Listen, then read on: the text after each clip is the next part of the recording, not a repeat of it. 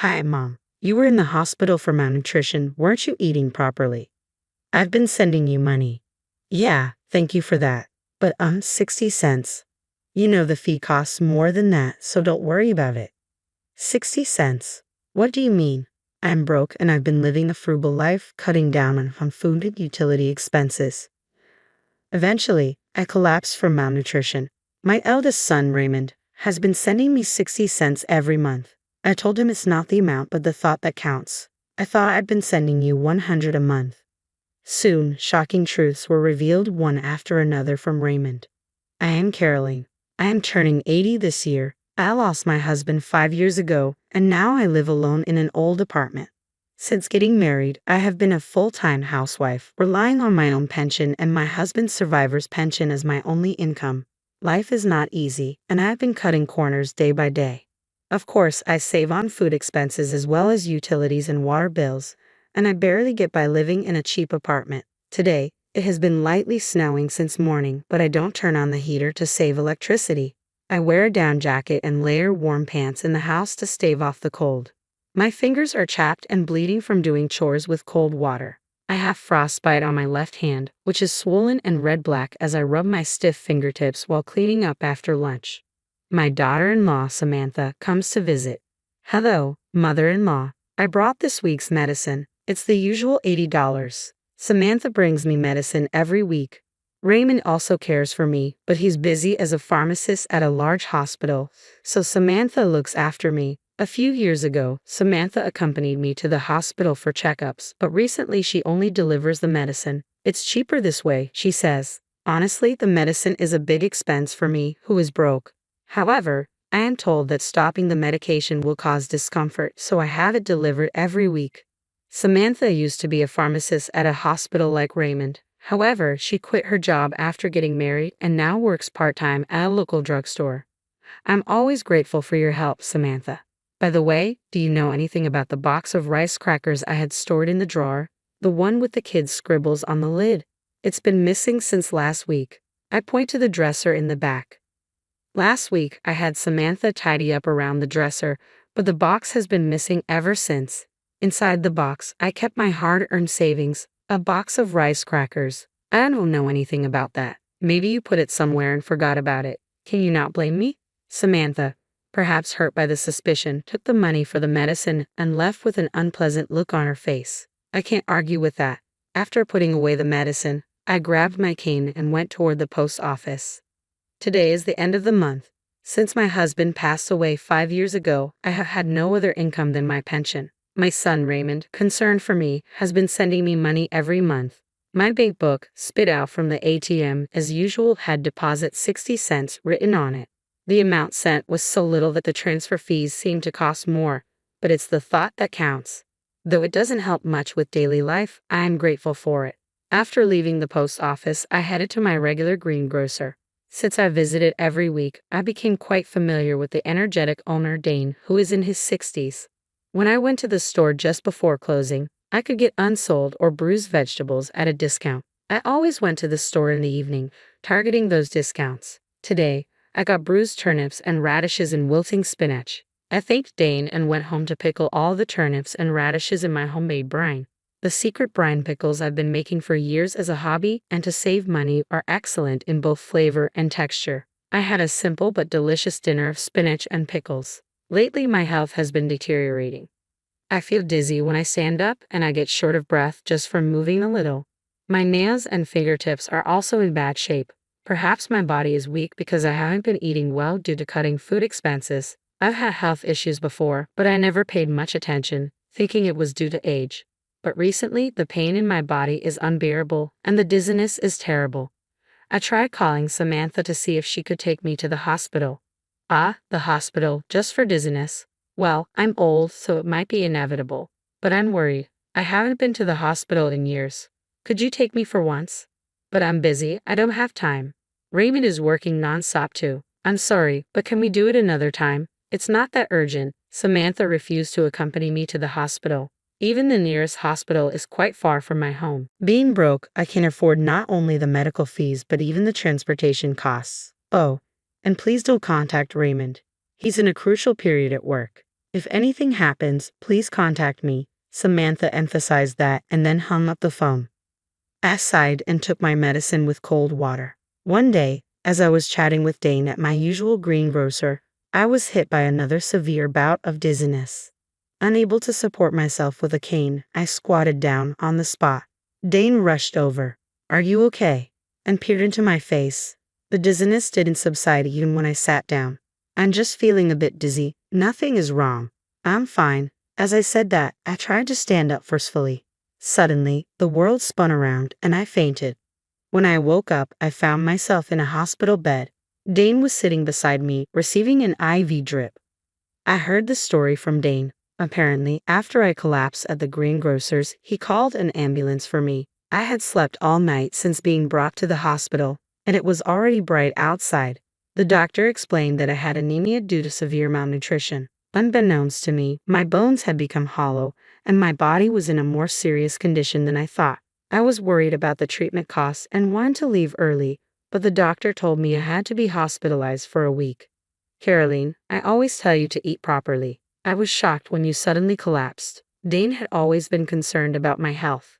"Sorry for making you worry, but I don't have any money." "Didn't you have an eldest son? He's a doctor or something, right? He must be earning a good salary working at a hospital, so he could at least send you some money." "He's a pharmacist. I've been receiving support from him." I smile awkwardly and close my mouth. "I receive a monthly allowance from Raymond, but it's too small to help with my living expenses. With the weekly medicine fee I pay to Samantha, even my pension has been significantly reduced." Dane says I should get more money, but I'm hesitant to accept money earned by others, even if they're family. However, what worries me now is the hospitalization cost. With my barely getting by lifestyle, I can't imagine affording such high medical bills. Also, I'm concerned about my precious rice brine pickles. If I don't stir them every 3 days, they'll go bad. After thanking Dane for returning to the store, I searched for my cell phone to contact Samantha. Looking at the screen, I saw that the battery had died. I don't remember Samantha's number, but I memorized Raymond's because it's similar to my home number. Samantha told me not to contact Raymond, but with things like this, I can't avoid it. I borrowed the hospital phone to call Raymond. "Hello?" "Oh, thank goodness. It's been a while since we connected, Raymond. It's your mother. Sorry to call you during work." Samantha had forbidden it, but I called Raymond from time to time. I just wanted to hear his cheerful voice, but for some reason, he never answered my calls. Was he too busy with work to answer the phone? Anyway, I was relieved that the phone connected during this crucial time. I thought, who could this be? "It's been a while since you called, Mom. Where are you calling from?" I was reluctant to worry my eldest son, but I admitted I was in the hospital. I briefly explained to the surprised Raymond how I had collapsed and been hospitalized. "What? Malnutrition, Mom? Haven't you been eating properly? I've been sending you money for that reason." "Yes, I'm really grateful for that. Your support means a lot to me, but 60 cents might cost more in fees, so don't worry too much." "60 cents fees? What do you mean?" With a puzzled tone, I told Raymond how I received 60 cents from him every month and that I appreciated the gesture more than the amount. "I thought I was sending more money to Mom." Raymond finally speaks, as if squeezing out the words. "Wait, I'm curious about that too. But you mentioned malnutrition, right? Mom should have been going to the hospital every month, and she should be getting her medicine. Hasn't the doctor said anything until now?" "Yeah, I'm getting the medicine. Samantha delivers it to the house every week. I haven't been to the hospital in years. Lately, I've been having bad dizziness and palpitations, and I wanted to go to the hospital if possible. But Samantha said I'm busy, so maybe next time. Just the medicine every week." Raymond seems to be worried about something as he mumbles on the phone. "Anyway, I know you're busy, but could you please bring me some clothes and the insurance card on your next day off?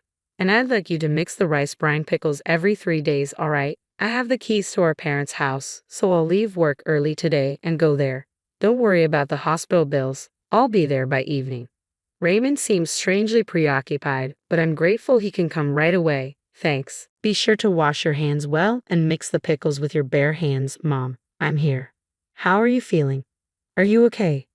After the call, Raymond shows up in the afternoon. It seemed he left work early.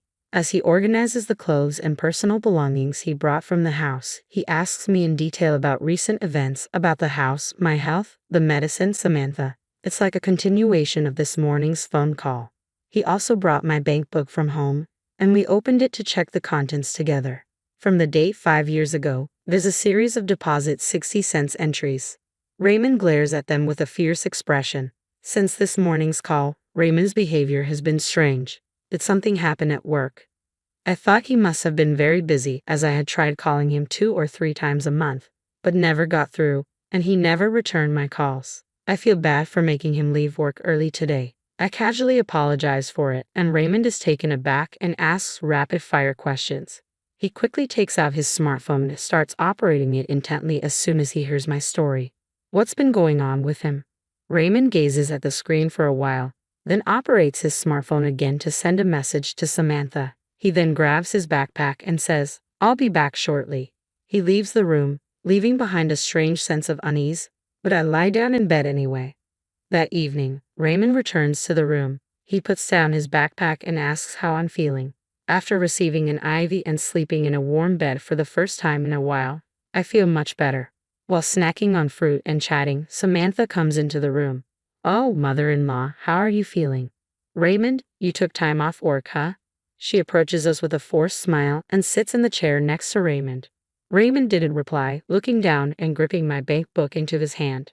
Before I could say anything, Raymond spoke up with a voice lower than usual. "Samantha, Mom's malnourished. Do you know why?" Samantha stayed silent. There was a tense atmosphere. Raymond turned to face Samantha, glaring at her head-on. "Mom's been broke for so long, barely able to buy food. It's not just food, she's been cutting back on electricity and gas, living on the edge for years. When I went to her place today, there wasn't even a heater in the dead of winter." "Well, wait, Raymond, we're in a hospital. What happened? It's not Samantha's fault. There's no money." I tried to calm down the yelling eldest son while hiding my frostbitten, swollen, red-black hand. Ignoring me, Raymond continued with an angry tone. "I asked you to send $1,100 to Mom every month, right? But she's only received 60 cents for the last 5 years, Samantha. What's going on?" Saying that, Raymond thrust my bank book at Samantha. On every page, there was the number 60 cents. I couldn't believe my ears. I don't remember ever receiving $1,100. The money from Raymond was always 60 cents. Samantha, cornered by the furious Raymond, looked away from the bank book and fell silent.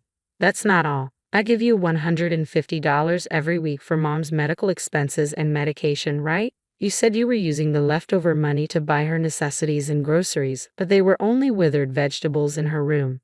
The fridge was empty." "Be quiet. I gave her the medicine." "What kind of medicine? Without a doctor's prescription, you decided to prescribe it yourself." "All that was in Mom's house were basic vitamins. You bought some random vitamins at the drugstore where you work, put them in a medicine-like bag, and handed them over, didn't you? What were you thinking?"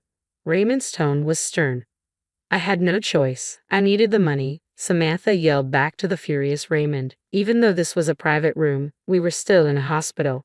As I was shocked by the contents of the eldest son and his wife's conversation, I felt anxious. "You needed money, so you stole Mom's precious savings from her dresser too."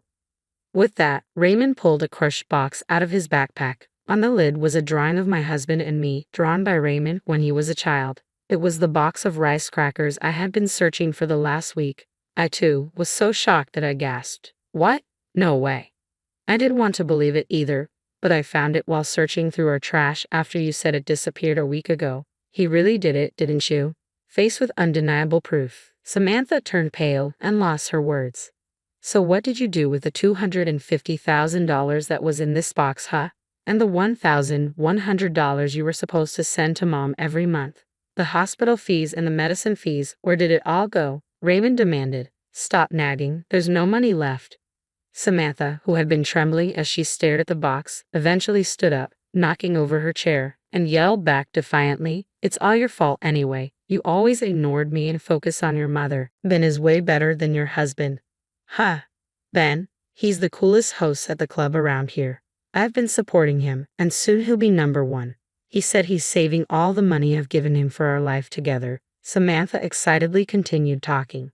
Both Raymond and I stared at her blankly. I didn't quite understand, but it seemed she had fallen for a man and was providing him with money. Apparently, she needed a lot of money for that. "All right, Samantha, I get it. Let's get a divorce right here for the sake of your life with this bang guy. Raymond quietly said this and took out the divorce papers and his seal from his backpack, placing them on the side table. I never want to see your face again. Sign the divorce papers here, pack your things tonight, and leave the house. I'll stay at the hospital tonight. Raymond's voice was firm, leaving no room for negotiation. What? Don't be so selfish. You can't just suddenly. Samantha, do you even realize what you've done? Faking medicine, stealing money. If you don't want a divorce, we can go straight to the police instead. Samantha, who had been so confident, flinched under Raymond's intimidating gaze and eventually started making tearful excuses. I had no choice. My part-time job wasn't enough. I took a little from the money you sent and the medicine fees, but I know it was wrong. Besides, neither you nor your mother noticed for years, right? You both share some responsibility. Enough. I don't know when you did it, but you went through my phone and blocked Mom's number. You even told her not to contact me, didn't you? You deliberately kept us apart and exploited her without getting caught. Raymond's anger was palpable as he slammed the divorce papers on a table with his fist. Samantha flinched. Anyway, Samantha, this is goodbye. I'll make sure you pay back every penny you've taken from us. Remember that. If you don't, we're going to the police. Raymond's voice was resolute. Finally realizing the gravity of her actions, Samantha couldn't say anything and signed the divorce papers with tears in her eyes. Samantha left the house that night, as Raymond had told her to, almost like she was running away. In exchange for not reporting her to the police, Raymond made sure to demand repayment of the money she'd taken, the amount she'd taken for the last 5 years since my husband's death, including the money for living expenses and medicine. In total, it amounted to over $900,000. I was shocked. Samantha later lost contact with the host she had given so much money to and went berserk in the club, getting herself banned. Bad rumors seemed to spread from nowhere, and before she knew it, they reached her part-time job, resulting in her being fired. With her income gone and not a penny to her name, Samantha couldn't rent an apartment and had to spend some time sleeping in internet cafes. But what happened to her after that is unknown. I had almost given up on getting back the money Samantha had taken as she had disappeared. But her family, who learned of the situation, decided to repay the debt in small amounts on her behalf. It might be difficult to recover the full amount of stolen money, but I was happy with their gesture.